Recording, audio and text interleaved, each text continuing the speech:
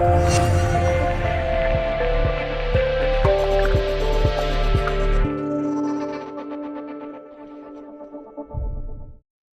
Biancalana, welcome to Being. Thank you so much for being here. Oh, it is wonderful to be here. I'm really looking forward to our conversation. I was doing some research about you as a certified relationship coach and how you really feel into conscious relationships, which is such a powerful thing that's so needed in our society right now. So I'm really excited to drop in with you about it. I went to your website. I did the relationship fitness level test, which was super interesting. Frankly, I didn't do so well. So I'm also excited to learn how to improve in those areas. And maybe that's a great place to start. Your work revolves around relationships, and you have this model about fitness. What is relationship fitness level, and how do we attain it? Yeah, I have just discovered through my own pain and agony, and then, of course, working with a lot of clients over the years. I mean, I often joke with my clients that if you just don't do what I did, you're going to have a pretty good time in relationships. I've made about every mistake possible. And that's the best, the best experience is making those mistakes, right? So that wisdom you can bring to other people. Right. Yeah. So the way I frame this, like I'm a relationship coach, but I sort of call myself a relationship trainer. Right. Like you would, have a trainer in the gym. Right. Because here's what I've noticed. Here's what I did. Here's what I see people doing, right? Okay. So I use an analogy. Just imagine that you want to run in a triathlon or compete in a triathlon. And then if that's not too unbelievable, imagine I'm a triathlon coach. Okay. Nope, haven't been, but just play along with me here. Okay. Okay. So you want to be successful in this triathlon. I'm a coach because I've done it. I've competed. I've won the Ironman, all that stuff. Okay. Right. And you want me to coach and help you, right? So I'm great. So we sit down, we start talking, and you start asking me questions like, how do you survive in the water in the beginning when it's a frenzy? And how do you transition from the water to the bike and the bike to the running part? And when do you eat? How much do you drink? Because it's an all-day thing. Where do you speed up? Where do you slow down? And it dawns on me that you're asking really good questions, but they're about the actual day of the race. Right. And since I'm an expert in this, I'm like, dude, you're asking the wrong questions. What do you mean? You should be asking me, how do I get in shape for this? Yes. I'm going to swim 2.5 miles and then immediately ride 112 on a bike and then follow that up with a full marathon. You can have the greatest race day strategy in the world, but if you're not in shape, you're not going to go 50 yards in the water. Right? Absolutely. So it's about what you do before the starting line is what really matters. I mean, the other stuff's important, but not if that isn't dealt with. Absolutely. That's a perfect analogy that I've experienced in my own love life and with my clients, is that they have a tendency to ask race day questions. Like, where do I go to meet someone? Right. What do I say? How do I approach? Or how do I get them to approach me? How do you flirt? How do you get a phone number? How do you go to the first date? And those are important questions. But if you are not in good relationship shape when you're standing in front of that person or meeting them online or however it happens, because the universe is wild with how people meet. Yes, it is. If you aren't in shape when you get there, you're not going to go the distance any more than a person would go the distance on a triathlon. Yes. So I try to hammer home this idea that forget about them. Like in my book, that one right there. Relationship Bootcamp. Right. I often say the biggest mistake we make is we focus on them. Right. Where do I find them? How do I approach them? What do I say to them? And it's more about me. Am I ready for something real? 100%. Am I in relationship shape? So, in the book, I talk about 7 relationship muscles. I'm sure we'll maybe touch on them, but just to have fun, I describe them as 7 relationship muscles. Those muscles need to be strong if you're going to create something healthy and conscious and sustainable. Yes. If they're weak, you're in trouble. You're probably going to create the same patterns that you have in the past. So my work is all about getting people in relationship shape. I feel like once you do the part you're responsible for, then you just let go and you let the universe, whatever you want to call it, you just let life unfold. Yes. Love is the nature of reality. As long as you're not doing something to block it, then it's going to, I don't know when or how, but it's going to happen quite naturally. But we have to focus on the part that we can control, which is, do I have to let go of some baggage here? Do I have to learn how to have healthy communication?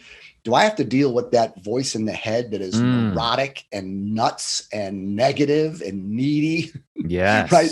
So what do I have to work on inside of me so that when I do meet a person, I'm ready to rock and roll and make it work? I love it. I love that analogy with the race day and asking good questions, but the wrong ones. You have to build that foundation first. I think that's such a powerful idea. So if somebody was hearing this and they were like, oh my God, am I in relationship shape? I have no idea. Where do you even start? You mentioned the 7 relationship muscles. Maybe it'd be great to go through them if you wouldn't mind. Yeah, there's 7 of them. Well, let me start with the ones that I think are the juiciest. Okay. And they're kind of they're the ones that make you go gulp, right. Like they're the hardest, but they're the ones I think that are the most relevant. And that one is your relationship to your past. Okay. So I often joke that the only people that don't have baggage are the little babies in the maternity ward. 100%. Right? I totally agree with you. You can't go through life and not get some bumps and bruises and scars and wounds. And sometimes they're deeper than others. Some people have some real serious baggage. Yeah. But all of us, we've been dumped, we've been ignored, we've been ghosted, betrayed, cheated on, lied to, all that. And speaking for myself, I've done that to people. Of course. Yeah. I have been a baggage creator. Totally. To be honest with you, when I sort of woke up to some of this stuff and got on this conscious path, I had to go back to quite a few of my old girlfriends and say, my bad. Man, I put some stuff on. Good for you for taking responsibility. That's awesome. Oh man, because I complain a lot of times about, especially men, because I'm a guy. Yeah. That we don't know sometimes the damage we leave in the behind us. Yeah.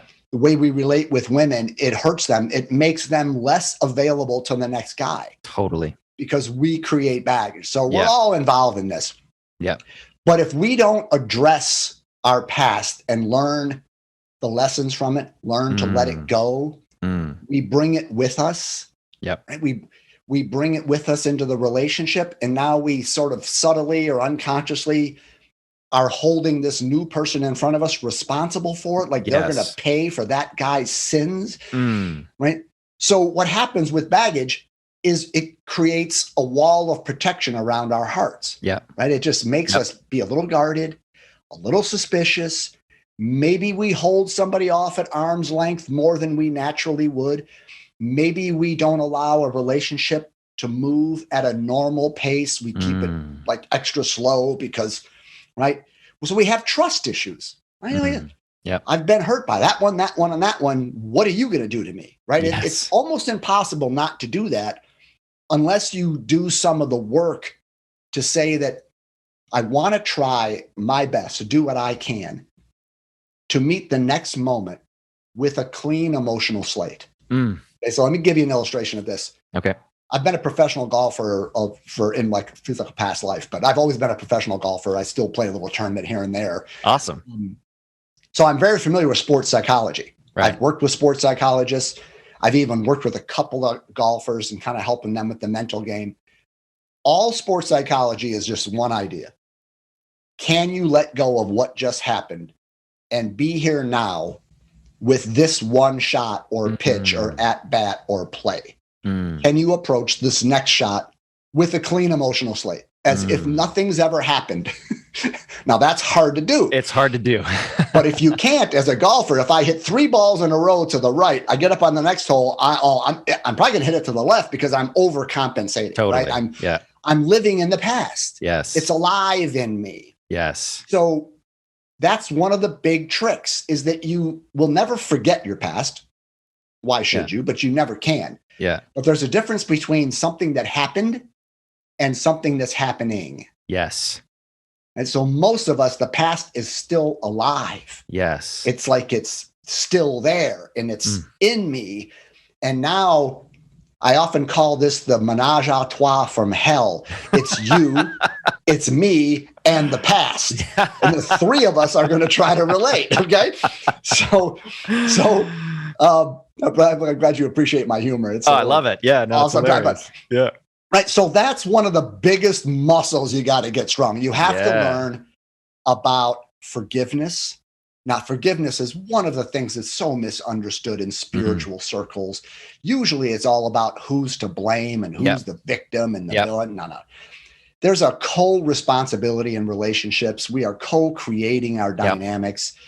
So forgiveness is more about sort of waking up to, what can I learn about this? You know, what was I not noticing? What is my part in what I've attracted and what I'm experiencing? So really letting go of the past is learning the lessons from it by not blaming, but by opening up to what you weren't seeing about yourself, about the dynamic, right? So the more you learn from the past, the less you are destined to repeat it. But this is the why all the stats say, like, a second marriage or something has a greater divorce rate than a first marriage. Right. Interesting. That's because people don't learn the lessons. They just think, well, I'm getting divorced because it's all that person's fault. Yeah. So I just need to find the right partner. Yeah. And you never discover any of your dynamics. You bring them to the next relationship and you just do the same thing again. Yes. Right? So learning the lessons, learning what it means to have true forgiveness, learning what it means to let go of bitterness, anger, and then to the point where you can have an open, available heart. You don't have walls built around. Because the other thing I joke with my clients is, I've never seen anybody go on a date with a sledgehammer, like ready to break down your walls, right? A good person meets someone and they can feel a resistance. They can feel like, I'm not trusted. Like, you know, they can't put their finger on it, but when we have walls, people can feel it. Yes. They can sense it. And so really a good, grounded, conscious man or woman doesn't kind of want to have to earn it. Doesn't want to pay for those sins. Doesn't want to have to get the sledgehammer and break things down so I can get to you. They'll just want to be like, I'll go to that person over there whose arms are wide open. Yes. Right? Yes. Because this, if you can see me, arms wide open is the way you want to approach life itself. Like, I'm open, like, come play, come dance, pleasure, pain. I mean, I'm open. I just want to live life and experience all of it. But when we've been hurt, we go through life with our arms crossed, you know, or give it one of these, or right. And people can feel it and they don't want to try to bust through all that. And so the only people that do want to bust through that are the people you don't want to be with. Yeah, because they're rescuers. They have their own neurotic stuff that, I love a challenge. I want to fix them. I want to. Right? Yes. So that's the huge one. The past. Unbelievably and it's ugly, powerful. and it's not fun. And it's like, ugh. I love to blame my exes. I mean, by the way, I was married for 19 years. Okay. Then went through a divorce. It was a platonic relationship. It was like no sex. We co-parented. Right. We didn't fight. We didn't fuck. We didn't, there was no man-woman stuff. So I rebounded into another relationship, which was the opposite. Of course, it was like all sex. It was awesome for a while. We got engaged. She dumped me 6 months before the wedding. Destroyed me. I bet. Right. I went on a 1-year midlife crisis. And the only way I could handle all the pain is I joined a bunch of dating sites. Right. I'm going to find a new woman to help me forget the last one. That's the wrong things. About creating baggage. I wasn't available. So I went through all of that pain. And I really thought it was all the women's fault. Honestly, back in the day, my ex-wife and my ex-fiance and you crazy women online. Yeah. It never occurred to me that I was the common denominator. Right. In all the pictures. It really never did. I had to get to the point where I hired a coach where she finally forced me, like, are you going to just blame all the women? Is there a chance that you had a part in any of this? Right. No. And I'm like, well, maybe. And then we started digging around and I found, it all came from me. Right. My past I had mommy issues and things like that, so that's the big shift. It's so fun to blame. It's so fun to blame. Yeah. And it's so easy to blame. And it's because we can't see our own blind spots. We can't see our own shadows. So if somebody's listening to this and like, man, am I taking responsibility? Am I looking at my past? Like, I don't even know where to begin. What would you recommend? What's some first steps that they could take? Well, just asking that question, right? I think the angels start to hold their breath. It's like, finally, this person is asking the right question. Yeah. What am I missing? Yeah. What are my blind spots? How am I responsible? How is my childhood? Yeah. How is my childhood conditioning playing a part here? How is my personality type? How are my past experiences? How are my, what I call my relationship personas kind of showing up, right? So that's the first step, the willingness to look in the mirror, to look inside. And once you do that, well, the next step is most people need someone alongside of them to walk with them in that journey. Because just like you said, the eyeball can't see itself. You've been doing it your whole life. So it's hard to see it. Yeah. But if you have someone who's been through it, or a wise coach or a therapist even, that kind of knows the terrain and can help you ask the right questions, look in the right places, right? That's what I tell people. Like, now I'm married. I'm in a great 13-year marriage. We're doing great. And it's not because I got lucky and I met the right person. It's not because it was just fate and the gods smiled on me. No, I did a certain process. I asked certain questions. I looked in certain places. I was willing to swallow my ego a little anyway, to where I woke up to some things and I saw what I was doing to create the patterns. And the minute you see what you're doing, it's like you're making a stew and you don't know that you're putting arsenic in it. You don't know. I'm just putting salt in there. I don't know. I didn't know it was arsenic. You're just putting it in there. And then one day you wake up and you look at hey, this is poison. Yeah. I better stop doing this. Okay. So you stop putting that junk in your stew and then the stew tastes better. Yes, right? It does. Right. So, but the hardest part is just taking the responsibility and looking. And then I think it does sometimes require someone to walk with you, to ask the right questions, to take you in the right places. But I do believe the universe supports us when we really want to wake up. Yeah. I think that's what life is really about. Yeah. We've come Earth. Michael Singer, my favorite spiritual teacher. Oh, he's awesome. Love it. He says that Earth is where souls come to evolve. Yeah, that's pretty much it. So once we get with that program, it's like everything supports you. You'll find the right coach. You'll find, it's like that Zen saying, when the student is ready, the teacher appears, right? 100%. Yeah. But you got to put yourself on the path by saying, all right, I'm not blaming my ex anymore. I'm not blaming the internet. I'm not blaming men. I'm not blaming my parents. I'm not blaming my past. I want to wake up. And it's not even about blaming yourself. It's really about waking up to what you don't see. I mean, how can you blame yourself for something you don't see? Yeah. Which is why my favorite saying of Jesus was when he's on the cross, he says, Father, forgive them, for they know not what they do. Yeah. Is that not it? That's it. Like, forgive me. I didn't know what the hell I was doing. I didn't know. Right. And maybe I should share a little bit of a pattern that I created, because I think this is important in terms of personas. Can I take a minute on this? Sure. Absolutely. Okay. So what I learned when I worked with a coach is that the dynamic I was experiencing is I kept attracting women who were very successful professionally. They were making a lot of money. They're working 60 to 80 hour weeks. I mean, they were really intense, but they were single moms, usually with a couple of kids and a house, and they were overwhelmed. They were stressed out. They couldn't do it all, right? They were just drowning in their responsibilities everywhere. Well, here comes me, and I'm like, I will rescue you. Yes. I will. The rescuer archetype. Right. Now, again, I came out of a marriage of 19 years and I wasn't having any sex and all that kind of stuff. Okay. So I had my own needs. Yeah. I met these women who I kind of labeled them damsels in distress. Yes. I mean, they were making good money, but they needed rescuing. Yeah. So I came along and I'm like, baby, I'll clean your house. I'll raise your kids. I'll do the laundry. I'll do the shopping. I'll cut the grass. I'll take care of all that as long as you can take care of me. Of course. Okay. So there was this kind of codependent relationship, even though we didn't describe it that way. Yeah. But I kept complaining to my coach, why do I keep attracting women who are like damsels in distress? Yeah. And I have to fix everything and I feel taken advantage of and all that whiny crap.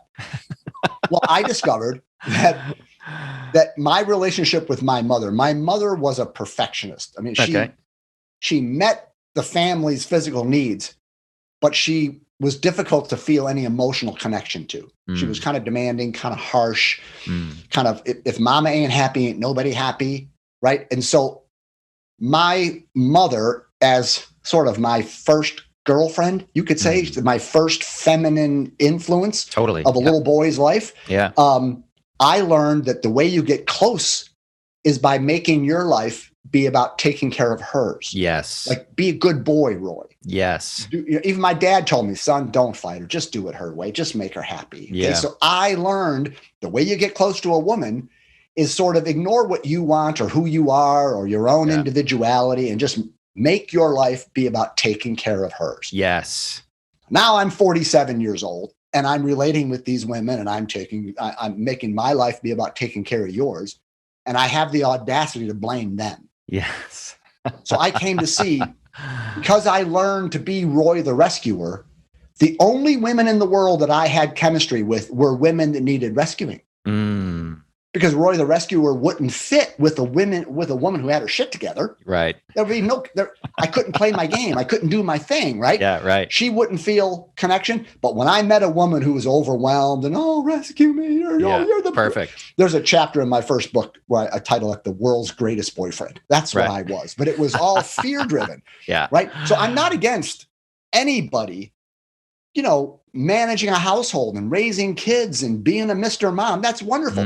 Just that I was doing it. I was afraid. I was out of fear. Yeah. Like, if I don't do this, she won't like me.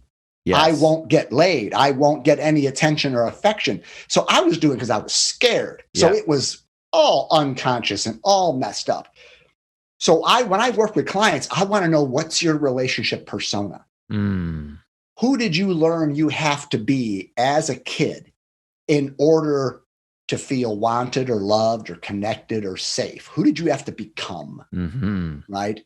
And when you ask that question to people, all of a sudden light bulbs go on, because they see that, they're just trying to survive their childhoods, just trying to feel loved and accepted and safe.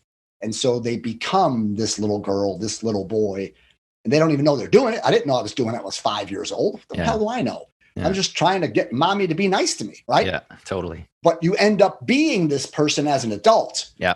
And that then it attracts certain playmates. So when you're in a persona, if you're a rescuer, you need a damsel. Yeah. If you're, I call it if you're a mechanic, you attract broken down people. Right. Right? It's like cookies and milk. Yeah.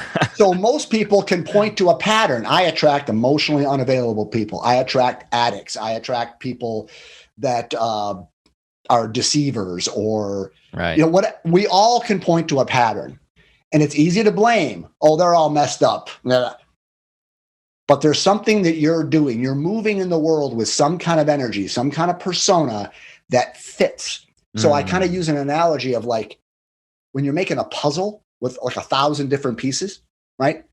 Every piece of the puzzle fits with another piece. It doesn't go with just any piece. You got to find its match. I found my match with a bunch of damsels in distress because I was shaped like a rescuer. Right. That fits with the damsel. Right. So when you have a pattern, I keep attracting a certain shape. Well, that's because you're matching it somehow. And then if you work on changing your shape shifting, I call it. Yes. Then you attract a whole different person. And that's what I did. That's the work I did. I found who is authentically Roy. Forget this Roy the Rescuer who's afraid that he won't be loved if he doesn't make his whole life be about doting over someone who doesn't really need it. They can take care of themselves. When I found the authentic Roy, all of a sudden, damsels weren't attractive to me anymore, but a whole different kind of woman was. Yes. Right? Beautiful. That's this is such powerful work. Yeah, such powerful work, Roy. And it maps actually directly to the work I do. It's building some radical self-awareness is really what we're talking about. Being courageous enough to look in the mirror and face your own shit. And quite often we don't even know it's there, let alone know how to find it and heal it. Right. Right. And I think it's important to mention that this does happen to everybody on some level. You know, you get programmed, you get conditioned as a child by your parents, by your society, by school. And it's our responsibility. And we put up, survival mechanisms or coping mechanisms to deal with that when we're children, which are highly effective at keeping us safe or getting us love or whatever it is. But we never scrutinize those patterns and those beliefs when we move into adulthood in our own relationships. Yeah. And they continue to perpetuate whether we know it or not, right? So it's so important to do this work of introspection, of self-actualization, of healing, so you can show up as a whole human being for yourself first. And then when you get into relationships or in finance or with your children or whatever situations you're in, will be informed by your relationship with yourself first, right? And that's such powerful work. Man, are we on the same page? Yeah, totally, right? I mean, brothers from another mother. Totally. Sure. So I wanted to ask you, before we look at what a conscious relationship would look like, if somebody's listening to this, they're already in a relationship, what are some indicators that there might be some unhealthy habits? You might be showing up unconsciously, you might be playing a role. Like, what are some indicators that people can look out for? It's like, okay, this is what I'm doing in my relationship. I don't want to stop this relationship or end it. How can I be better? How can I show up better? Yeah, one of the major issues always is around communication. Yes. That's one of the muscles, what I call your relationship to your inner truth. I love that. Yeah. Right. So there's only two options. Either you're going to be a person who is a revealer or a concealer. Okay. Right. And the essence of a healthy relationship is, it's a little bit like Adam and Eve in the garden. You remember the story where they were in the garden and it says they were naked and unashamed. Right. Okay. Yeah. Now it's a spiritual text. Okay. It doesn't mean they didn't have clothes, for God's sakes. Right. It means that there was no secrets. Yeah. Exactly. Yeah. There was nothing hidden. Yeah. It was all laid bare. They were naked. They were wide open. They were known. There was no hiding, no secrets, no pretense. Yeah. No playing games. This is it, baby. Look at me. I'm naked. You see warts and all. What's he getting? And there was no shame. Right. There was, I love you like you are. Yeah. You know what I mean? I'm not trying to change you. Yeah. I'm not trying to control you. I'm not judging. I just love your nakedness. Yes. Right. That's the goal. Now, it's terrifying to move in that direction because we really do feel, maybe some of the viewers might argue with me on this, but maybe open up here. Okay. We almost feel like if you really knew me, you wouldn't love me. Right. No, absolutely. Right? If you knew all the things that go on in my head, if you know my temptations, if you know some of my attitudes. And, because we are pretty skilled at especially in the beginning of a relationship, we're pretty skilled at knowing, here's the version of me that I think you're going to like. Yes, 100%. I want to show this part to you, but this other part, no, we're going to leave that one out. I'm going to keep that hidden. Yeah. Right? So I call it redacted dating. Right? You know what redacting is, right? Yes. The government document, all the black lines. Okay. Yeah. You can read this and this, but you can't read that. You can't read that. You can't. No. So here I am on this date, and you can read this, but you can't see that part. You can't see that part. Right. And then, of course, what happens is they fall in love with the image, but you know that, I don't think you're really in love with me because you don't really know me. Yes. You know the part that I've showed you. Right. So then you never get to feel really secure because I haven't been naked with you. Yes. Even if we've had sex, it doesn't mean I'm really naked with you. Of course. Yeah. And so I don't get to feel secure because what if you find that out about me? Yes. What if you find out that I got an anger issue or I have some racist thoughts sometimes, or I do something with my money, a little gambling thing, or you know, or anything, just right. So the The essence of a healthy relationship is when you, and here's the deeper work, when you are so grounded in your relationship with life itself, when you already know that I'm already married to life, I am connected, I can't be divorced, I can't be abandoned, I can't be left, I am secure. My feet are on something that is beyond you, it's beyond life itself. So it's like I walk through the valley of shadow of death, but I fear no evil. For thou art with me, right? There's that sense of, I'm not afraid to be real with you. I'm not afraid to be naked with you and let you see all of me, because my life is secure in another way. Yeah. So when you're grounded in being, right? Yes. When you know yourself as being, and you are being, you can't be separate from it. Well, then you know, okay, so if you don't like me, ouch, but I'm okay. Yeah. Right. Yeah. I don't need you. Right. I mean, I want you. I want to enjoy life with you, but I don't need to play the game of what I'm showing you to try to control you, to make sure you like me. Right. So when I'm beyond the neediness of it all, then I can just, here I am, baby. Yes. No, here's all of me. Some parts I like, some parts I don't really like myself either, but I'm not going to hide them from you. I don't want to hide them from myself. I want to embrace the dark side of me, the bright side of me, every part of me. And I want to show it to you. And if you love everything you see, we're in business. If you don't, that's okay. Yes. Okay. I respect you for your choice to go want to be with someone else. But I sure as hell am not going to try to hide and play that game. So even in an ongoing relationship, it's so easy to hide something, to something happened, we made a decision, we did something, we flirted with someone, something, and oh man, I'm not telling my wife that. We have a big fight, we do this, and whenever you begin to withhold, you withdraw. Yes. Right? Because now there's that thing. Yeah. And there's a distance. And then before you know it, we're getting divorced because of irreconcilable differences. What does that mean? There's just so much unspoken things that there's distance has grown apart. Right. So one of my mentors, my own podcast, I interviewed a buddy of mine, and he's like, candor is the most powerful aphrodisiac in the world. Like he says, whenever I deal with people that aren't connecting, their sexuality and their relationship is kind of falling apart, and they're not feeling very close together, I'm like, what are you hiding from each other? Yes. What are you not saying? Yes. And often that is a very difficult conversation, that lots of feelings can come up, and anger and stuff. Resentment. But when you're real, you're raw. And when you're raw, there's something that energizes and happens. So when we withhold, we withdraw, then we have a tendency to project, and it gets a mess. So that, to me, what are you not telling your partner? What part of you are you ashamed of? Yeah.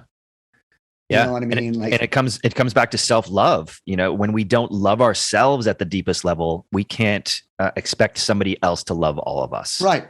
Let me give you an example. Right. So in the past, I've worked with a client who was an exotic dancer. Okay.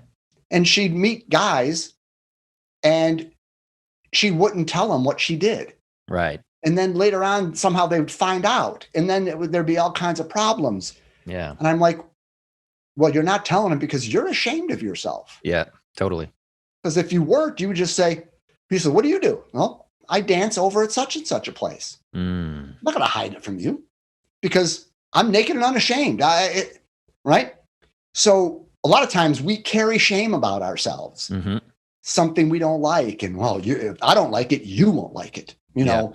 And then we play those games, and then we never really connect, and it just goes downhill. Yes. Yeah, it's so powerful. I think it's important, again, to mention that everybody has some level of trauma or shame or guilt or things about themselves that they don't like. And often we want to push them away because they're so painful and uncomfortable. We don't want to look at it. We just want to look over here and pretend everything's rosy. But those things end up influencing our choices and behaviors in unhealthy ways. Right. And for me, that sort of disconnection from wholeness or my deepest essence caused me so much pain. I numbed out with alcohol for a long time. That was my sort of go-to thing, right? Until I realized, okay, wait a minute, that all that darkness, all that stuff I'm ashamed of is still part of me. And I'm ignoring a part of me. So I can never be in wholeness unless I turn towards it. And most people don't, again, because it's painful. And they tend to look at their own stuff with judgment and shame and blame. But if you can look at yourself with the light of your awareness, with curiosity, with compassion, with love, and say, what is it? Perhaps it's an inner child that's been hurt. It's like, what do you need to feel safe and whole again? And giving that child that opportunity to speak to you and receive the love that it never got as a child allows it to integrate into your being. And then you come back to wholeness. And then if you cultivate that wholeness within yourself, and you enter a relationship where the other person is doing the same thing, you're both coming from a place of healed wholeness, then the fireworks, the magic can happen because neither of you are looking towards the other for validation or for security or anything that is lacking in yourself, right? Yeah. And so this was such a powerful realization. When I quit drinking and I did that healing work, I'm like, oh my God, the more I can cultivate my own fulfillment, my own grounded, my own healness, the more I can show up in relationships more powerfully. And that it creates magic, way more fulfillment than you could ever have in an unconscious relationship. Yeah. Right. Yeah. Beautiful. That reminds me of another one of the muscles, which is your relationship to reality. Oh, okay? Good. Okay. I like reality, that. Meaning I often like to have some fun with my clients and ask them, so what's the real reason you want a relationship? Yes, exactly. What's the real reason? Yeah. Right. And I'm emphasizing there's a reason you think you want one, and then there's the real reason you want one. The real reason usually is not as pretty. Right. Okay.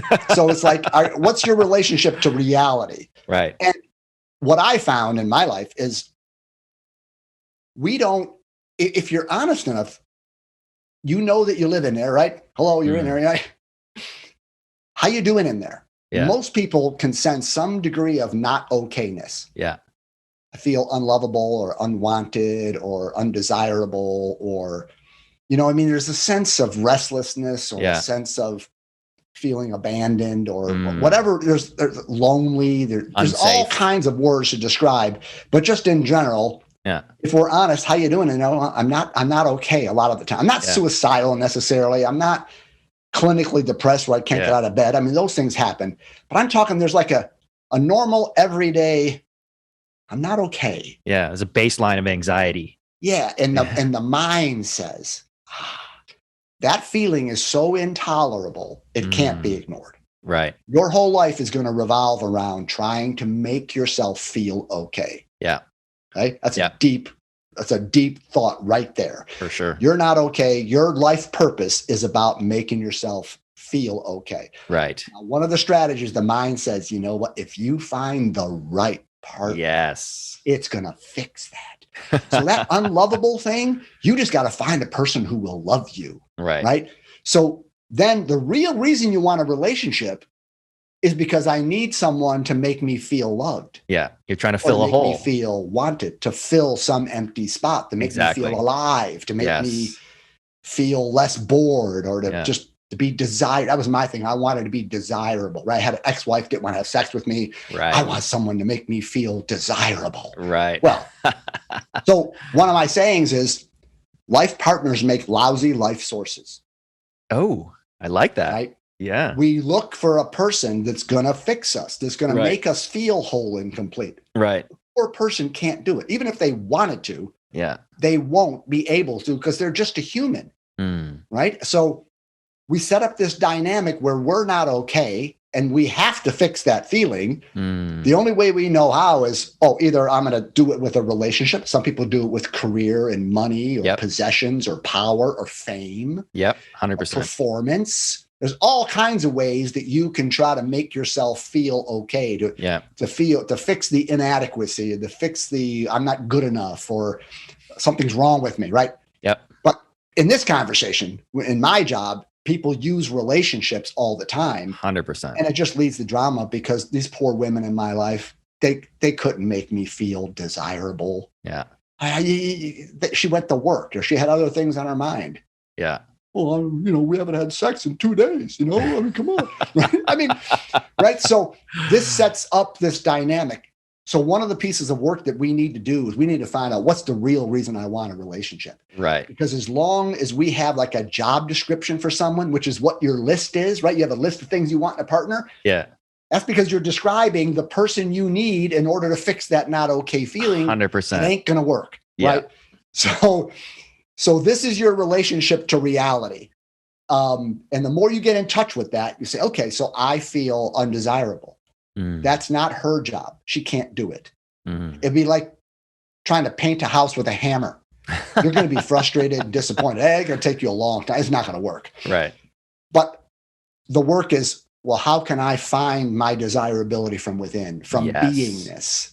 I'm already desirable. It doesn't come from you. And so when I feel that, now I don't put pressure on you to have sex with me all the time, to respond to my text message right away, to pay attention to this and to that, right? I'm less needy because I'm filled from the inside. Yes. Right. And now I can relate, like you just said, as a whole being. Like, I don't really need you. I don't have expectations. I don't have demands. You don't have to be a certain person. And now we're in a healthy zone. Yes. And of course, the more I'm that way, I attract women who are that way. Yes. Because even though I'm not a big fan of the law of attraction, because it gets misused in my mind. Yes, it does. But it means like attracts like. Yeah. So if I'm sourcing from within and I'm on this path, I'm going to be attracted to people who are resonating with that same basic idea, and we're in business. But if I'm in my Roy the Rescuer persona, like attracts like, I'm going to attract the shape of the damsel in distress. It just has to be that way. Yes, 100%. Yeah. And when you approach in a relationship from a healed perspective, it's not like I need that other person, but I want to be with that other person to enrich my relationship with myself and life with somebody else. Like, we are social primates. We're programmed, we're evolved to be in relationship with each other, to be in community. So there's a fundamental need for us to connect and have intimacy and communication. But how we approach that is so important. Yeah. Another quote from Michael Singer. Okay. He said, you know what a conscious relationship is, a healthy relationship? It's where two people create an atmosphere where they are not trying to work on each other, but where they're working on themselves. Yes. Because we hold up the mirror for each other. We're together to work on ourselves. Yes. We're not here to work on each other. Totally. Oh, it's beautiful. And that's what I was doing. I tried to get my wife to have sex and this and that. And she's trying to, you're all trying to change and fix and, be the person I need you to be so I can feel okay. Yes. Right. So, and we're both manipulated. That's codependence. And totally. We all do it. We all do it. The idea is, can you see it? Can you wake up to it? Yeah. Because as long as you're doing that, you're going to be in drama. Yeah. But the minute you see it, you can opt out and you can explore the mystery of the journey of what does it mean to love and relate, not from that perspective. And it's exciting to go down that path. Yes. So if somebody, I like to make these podcasts as practical as possible so people can learn actual tools to do this work. So if somebody's listening, they're like, okay, I want to do this work. I don't know where to begin. What are some tools and techniques that maybe you use with your clients that people could do right now? Well, first, call me. Call me. All right. There's one practical step. Awesome. Here's what, in the communication realm, I teach my clients something called the check-in.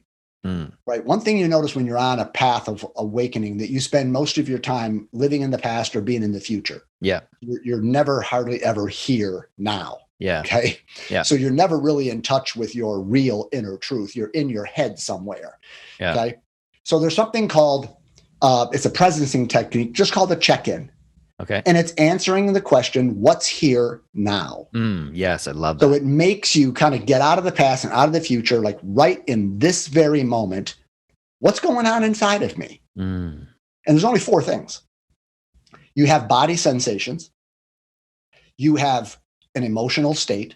You're either calm, cool, and collected, or you're angry or sad or bored or lonely or angry or scared or anxious or, whatever. But so there's body sensations, emotions. You have a current thought stream, like that voice in your head is saying something. usually about the emotion and why you feel that way. Yep. I'm really angry right now because my boss is an idiot. Okay, that's what's going on inside of me. Yeah. I have, there's heat and tense in my jaw, and I'm angry because my boss is an idiot, and what I want is to be understood, which is the fourth thing. Right. You have wants. So in the present moment, if you want to be present, what that means is to be here now and to pay attention to body sensations, emotions, thoughts, and wants. That's what I call your inner truth. It's awesome. Unarguable. If I tell you my feet are cold and I feel excitement to be here and I'm having the thought that I think I'm really helping some people, and I really want to have them follow up with me and see if we can work together. You can't argue that I'm not thinking that. You can't say, Roy, you're not excited, right? Yeah. So you can't create drama when you say things that are unarguable. Right. Right. So learning to check in, to know what your truth is. Once you know it, then you can share it. People say, I want to be in an authentic relationship. Like I often ask people, do you want to be in a relationship that's characterized by openness and transparency and honesty and authenticity?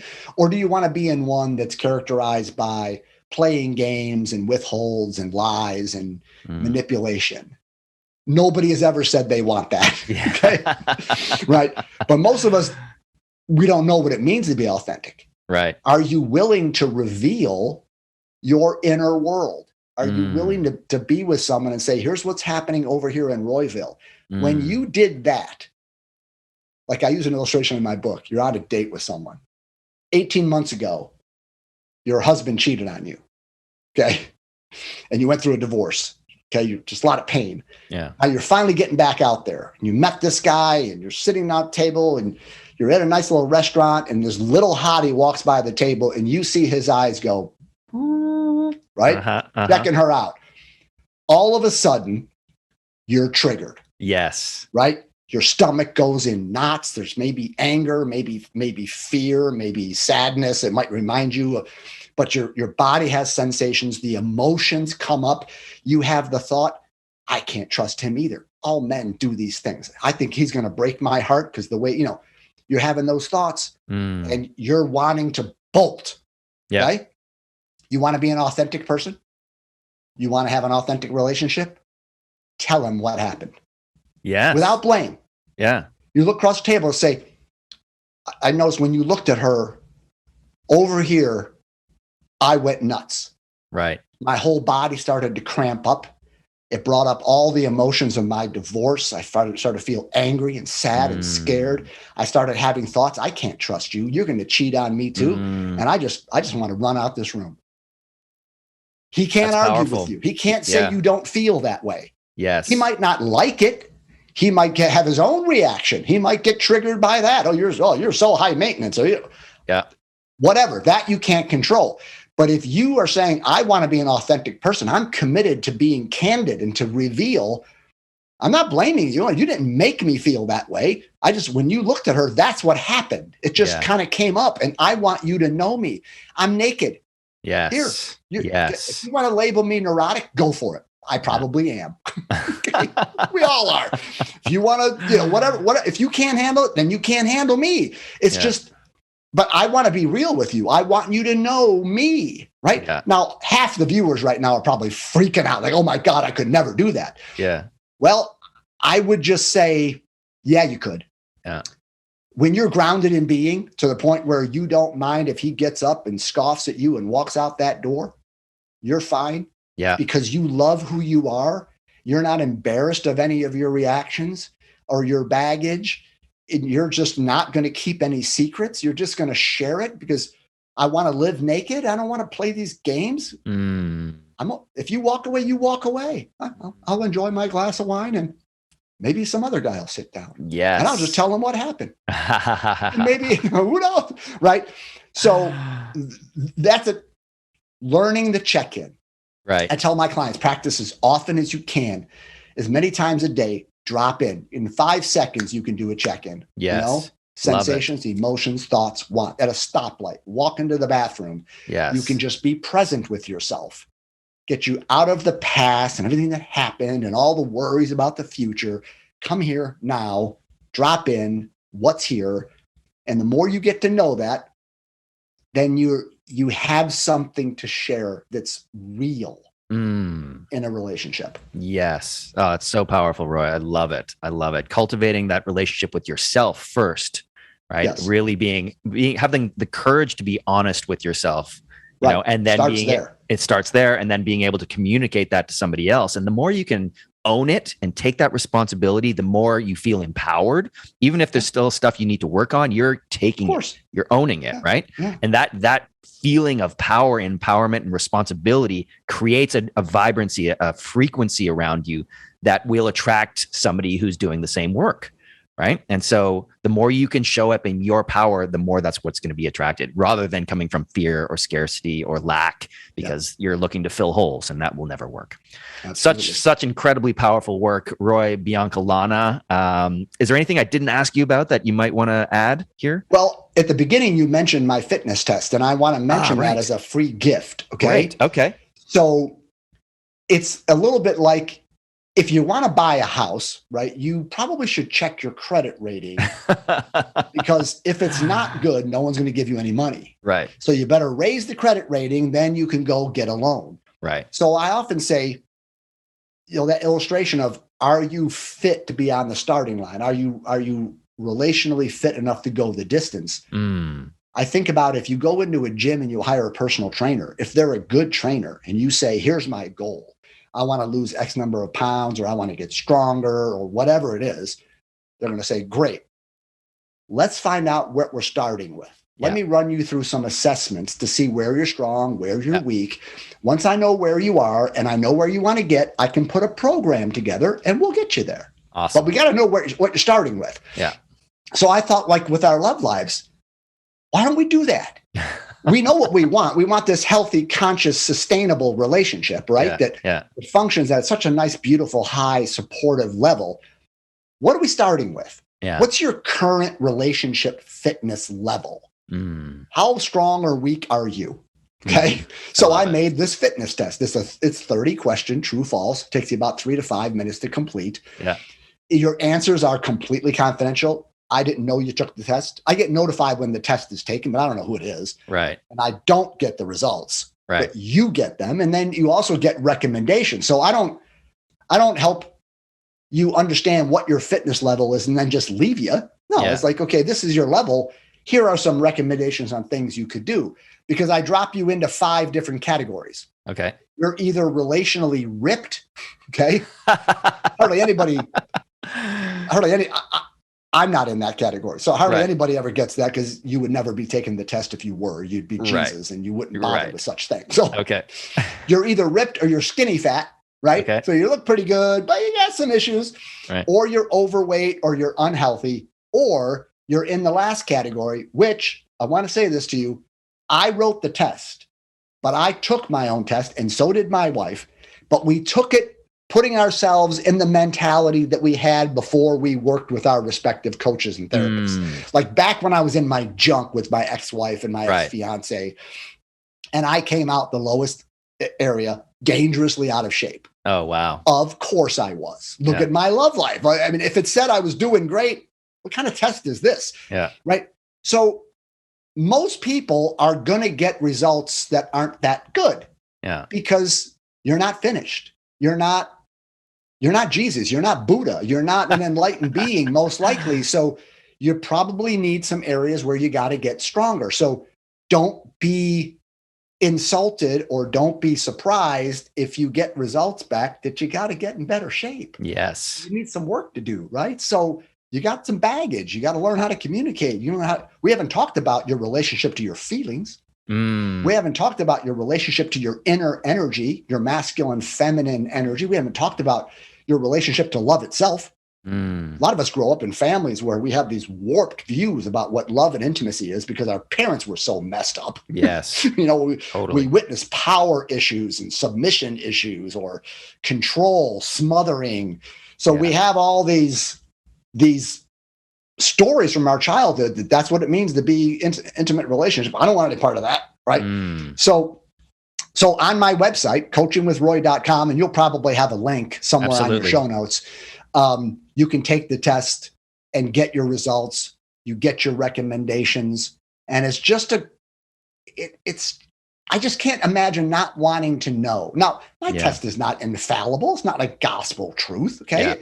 But it's going to give you a pretty good indication about where you are. And at least it might give you a little kick in the butt to say, I got to work on me. Yeah. Because most of us do think, no, I just haven't met the right person yet. Right. No, that ain't it. Yeah. And you're not the right person yet. You got it right. And so the test can give you a little to get you out of the blame game and into maybe I got to do something here on my end.